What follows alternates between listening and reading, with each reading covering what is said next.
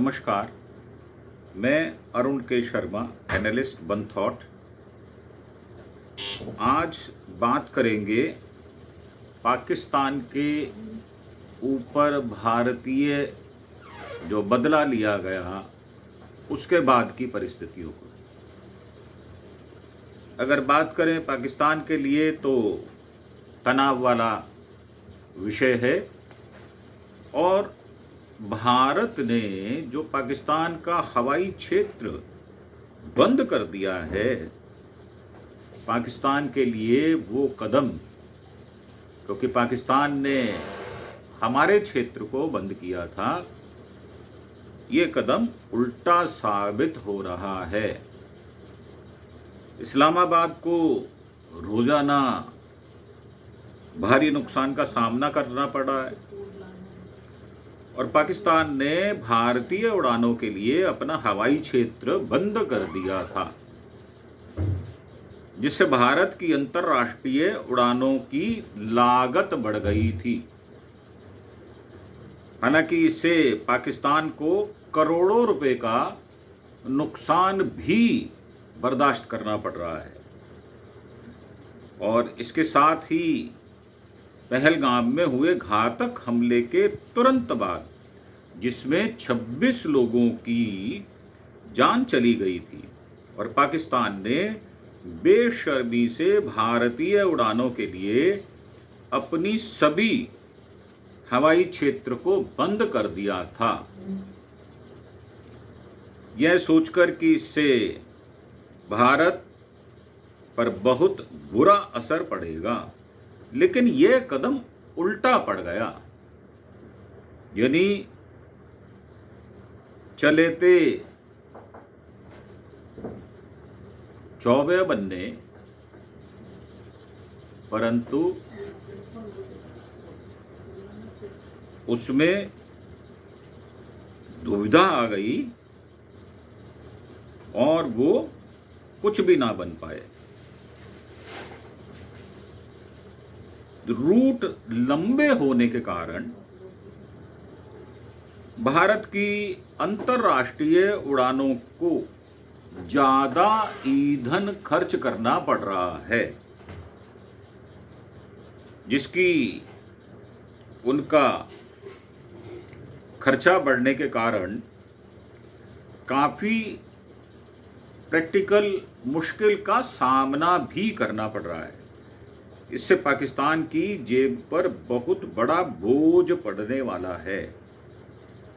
दरअसल भारत के साथ युद्ध की आशंका के बीच कई अंतर्राष्ट्रीय एयरलाइंस ने भारत आने के लिए अपना रूट बदल दिया। वो सुरक्षा कारण भी है, और पाकिस्तान द्वारा क्षेत्र बंद किए जाने के कारण भी वो कारण है जो रूट बदलना पड़ा है। उन्हें डर है कि अगर अचानक युद्ध की स्थिति पैदा हो गई, जो कि पाकिस्तान को 9 जगह मिसाइल से जो 24 मिसाइल छोड़ी गई उससे नुकसान हुआ है, उससे पाकिस्तान और डर गया है। 9 क्षेत्र जो हैं उनको पूरी तरह से तबाह कर दिया गया है। पाकिस्तान हवाई क्षेत्र में इस उलझन में, इस लड़ाई में फंस गया है। एयर फ्रांस ने एक बयान में कहा है कि भारत और पाकिस्तान के बीच हालिया तनाव के कारण एयरलाइंस ने अगले आदेश तक पाकिस्तान के हवाई क्षेत्र में उड़ानें निलंबित करने का फैसला किया है। लुफ्थांसा ने भी मार्ग बदला है। हवाई क्षेत्र बंद करने का पाकिस्तान का यह कदम उसके सिर उल्टा ही पड़ रहा है। जर्मन एयरलाइंस लुफ्थांसा ने भी कहा है कि उसकी उड़ानें अगली सूचना तक पाकिस्तान के हवाई क्षेत्र से बच रही हैं। फ्लाइट ट्रैकिंग डेटा से यह भी पता चलता है कि British Airways, Swiss International Airlines, Emirate जैसी अन्य अंतर्राष्ट्रीय एयरलाइंस भी पाकिस्तान के हवाई क्षेत्र से बचते हुए वैकल्पिक और लंबी उड़ानें ले रही है, जिससे ईंधन की खपत बढ़ गई है, उड़ान का समय बढ़ गया है, एयर फ्रांस ने भी अपनी उड़ानों के लिए इसी तरह का आदेश जारी किया है। तो ये विभीषा जो है वो सहनी पड़ रही है पाकिस्तान को भी, और हिंदुस्तान को इसलिए सहना पड़ रहा है कि आतंकवाद से प्रभावित भारत अपनी लोगों की सुरक्षा नहीं कर पा रहा था और उनको जान भी गंवानी पड़ रही थी। जान और माल का नुकसान पाकिस्तान ने हिंदुस्तान का कई वर्षों से किया है। पाकिस्तान को करोड़ों का नुकसान हो रहा है। अंतर्राष्ट्रीय उड़ानों द्वारा पाकिस्तान के हवाई क्षेत्र का बेतहाशा बहिष्कार करने से उसकी अर्थव्यवस्था को एक और बड़ा और जोरदार धक्का लगा है।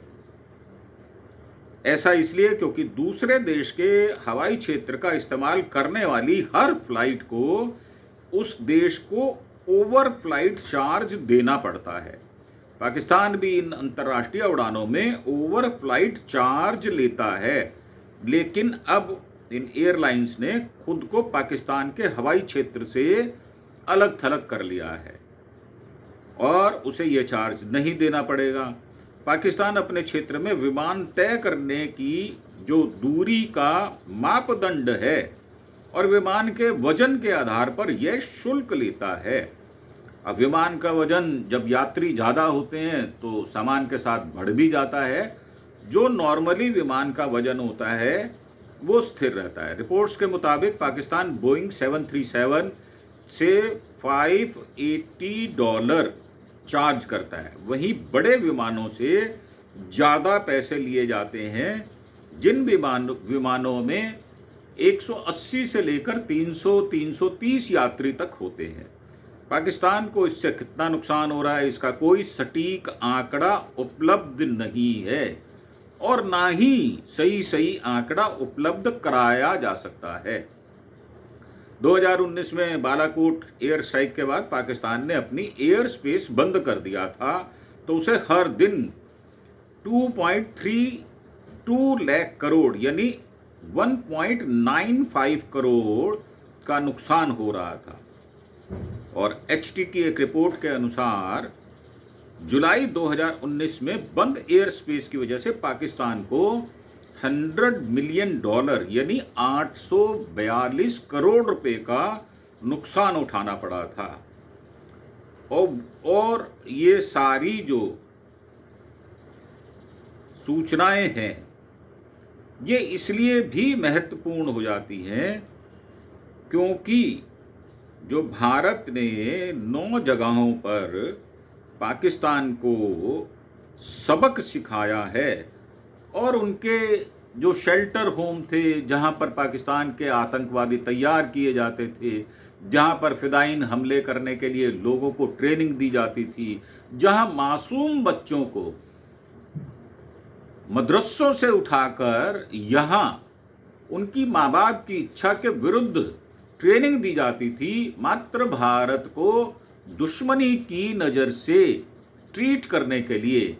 और पाकिस्तान जो आतंकवाद का एक अड्डा बन चुका था उसको जो तहस नहस किया गया है उसका एहसास इन 9 जगहों पर आक्रमण करने के बाद जो विश्लेषण हो रहा है उसमें पाकिस्तान अपनी व्यथा को जार जार रो रो कर बता रहा है और एक आतंकवादी के पूरे परिवार का सफाया, जिसमें 10 परिवार के सदस्य लेकर और 4 उन परिवारों के नजदीकी जो लोग थे उनको भी अपनी जान से हाथ गंवाना पड़ा है। तो टोटल अगर बात की जाए पूरे समग्र दृष्टिकोण से तो इस मामले में पाकिस्तान ने भारत से मुंह की खाई है और मुझे लगता है अगर पाकिस्तान सुधरता नहीं है तो भारत इससे भी बड़ा दंड देने वाला है, क्योंकि पाकिस्तान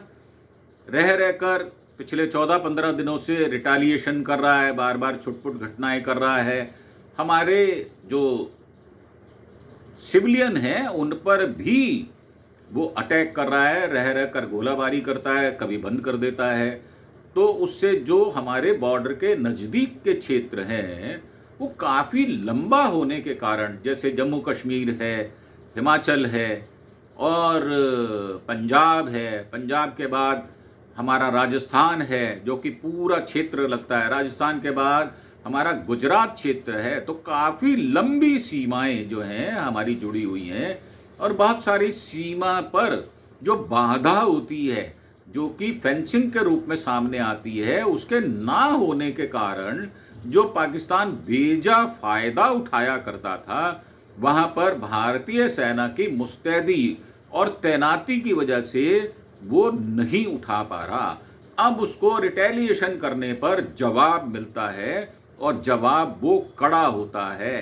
आप किसी के सामने बार बार आप उसको उकसाने का काम जब करते हैं और वो व्यक्ति अंत में आकर आपके समूल को नष्ट करने का जो कदम उठाता है, उससे भयानक परिणाम निकलते हैं। तो ये मेरी पाकिस्तान के अगर लोग मेरी वीडियो को सुनते हों तो ये मेरी उनसे सलाह है कि आप इन सब चीज़ों से बाज आएं टुवर्ड्स कंस्ट्रक्शन और अच्छे संबंध भारत से बनाने के प्रयास अगर आप करते हैं तो ना आपको व्यापार में फ़ायदा होगा बल्कि आपके यहाँ लोग फिदाइन हमले नहीं करेंगे और वो एक्सट्रीमिस्ट नहीं बनेंगे, वो आतंकवादी नहीं बनेंगे और उग्रवाद जो आपने फैलाया है उससे आपको निजात मिलेगी।